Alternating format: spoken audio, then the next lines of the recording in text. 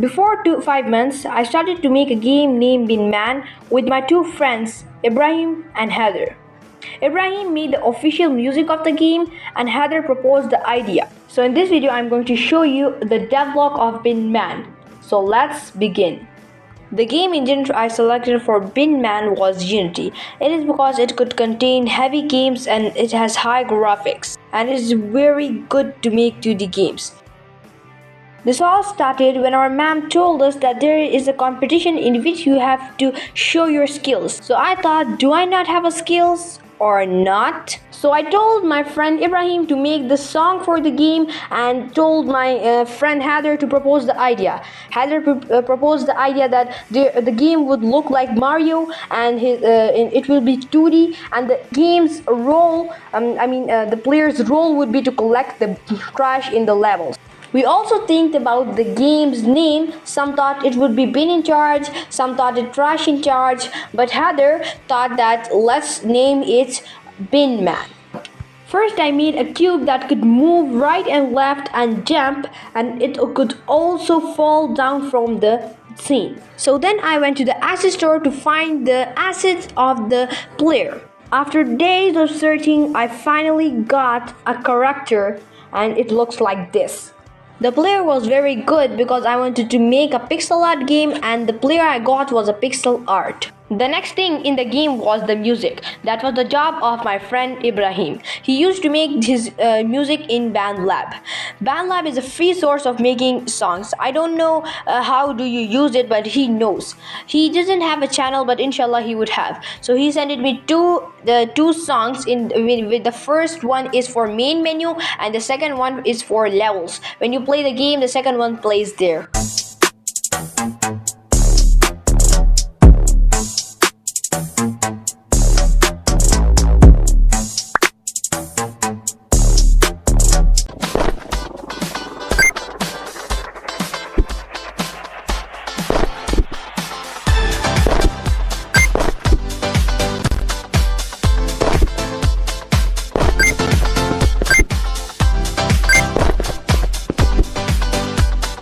After the music, I needed a camera that could follow my player because it's best that your camera follows your player, like Bracky says. Something you always need when making a 2D game is of course a good camera. So I followed his tutorial and made my camera follow my player.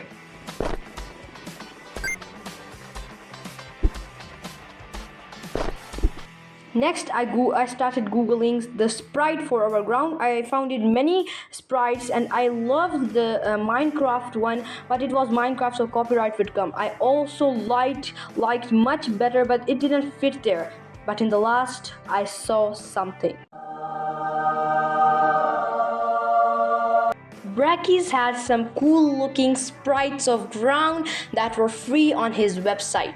Then I added it to my game and it looked very nice. I also added a pause menu from his tutorial which looked very nice. I also added a trash in the game because the game's name was Bin-Man and it needed a trash that our player collided and he gets a point. After that, I added some traps in which you collided so you would die. And like for example, when I collide with this, so a panel opens in which there's game over and a sad sound plays. I also added different types of traps, for example, this X, and I also added these spikes and these blades. Wait, we didn't talk about something. How I implemented my background.